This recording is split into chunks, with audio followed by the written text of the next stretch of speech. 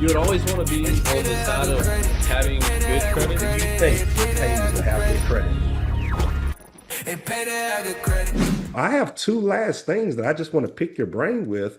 Let's say people who are out in the real estate industry. I have a ton of clients who have used my credit repair service. They use their personal credit to purchase assets, rental properties, Airbnbs.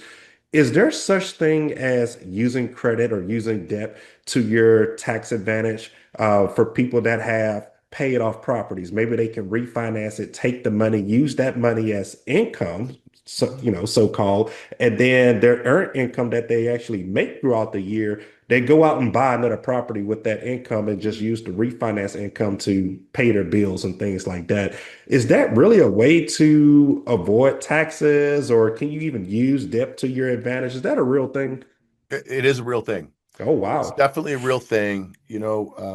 Earlier you said something about paying off your house, Yeah. and it's my opinion, one of the worst possible things you can do financially is pay off your house.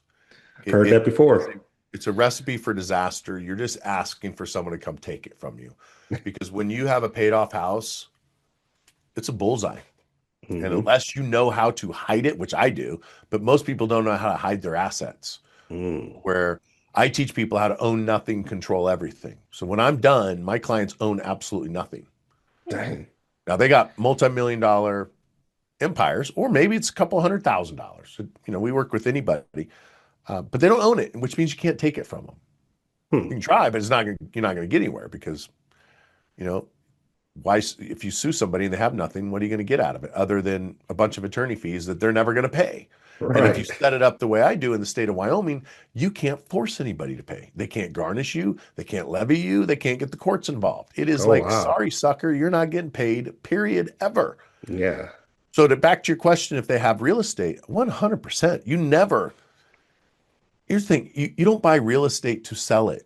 The people that are buying real estate and flipping, that's how they're making their money. That's their job. They're not Yeah. investors. Yeah. And I'm not going to say they're doing it wrong. They're doing it as income. That's their job. Just don't call yourself an investor because that's not investors. The the way I do real estate is I buy it and I let someone else pay the mortgage.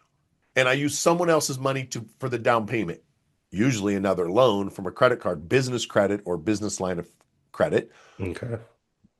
that I don't have to report to the bank because it's not me that took out the loan, it's the business that took out the loan. And I'm the one buying the real estate. So I don't have to Mm. disclose to the bank that 25% of my down payment or the money I'm using for the 25% down payment is Bank of America's money through my line of credit. Yep. So I buy these homes 100% down or the apartments 100% down. You let the tenant pay off the mortgage. And then instead of selling it and paying taxes on it, you just get a loan. You get a Borrow line of against credit. it. It's something that every single property that you have should have a line of credit on it. And anytime you want money, you just borrow it. And then the tenant pays the mortgage off again. And then when they pay off the line of credit and you want a new Ferrari, you just go borrow the money from the line of credit. Yeah.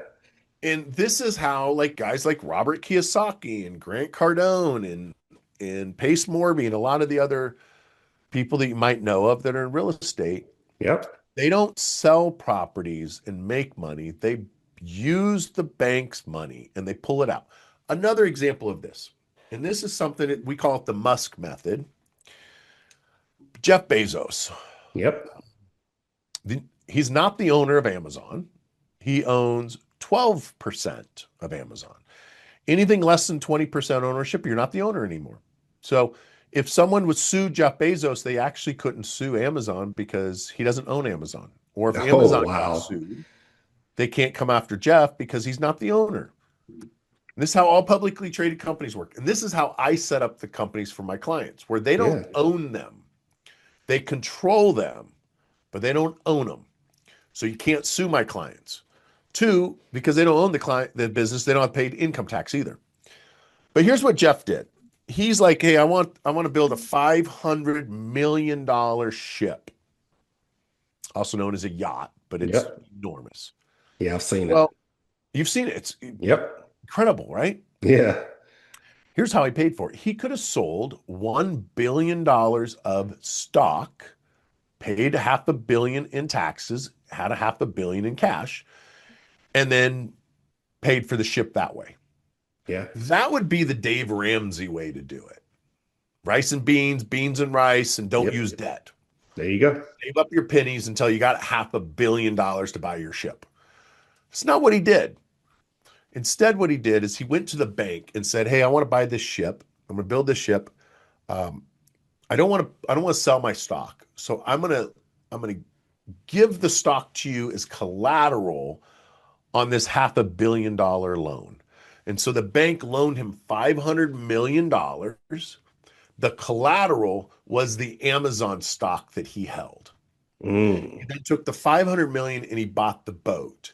He rents the boats to his other rich friends, which then pays back the $500 million loan. And then he gets back his $500 million in shares. Yep. Now, the loan is a 10-year loan.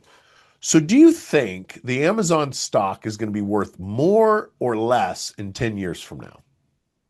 Probably more. Probably more. And that's what the bank is also counting on. Yeah. So if he defaults on the loan, they're going to get the boat and the stock. Yep. So what he's going to do is, and this is very common with the wealthy when they buy these houses, most people don't know this. They're all interest-only loans. So when they buy these $10, $15 million mansions, they're interest-only 5-year loans. And so what they'll do is they'll go get these 5-year loans, 10-year loans with a balloon payment. So what Jeff will do is a 10-year loan with a balloon payment. So at the end of 10 years, it's interest only. He's going to owe $500 million.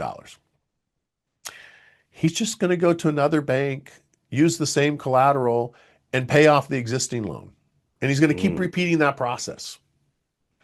That's how they don't pay any income taxes, is they're using debt.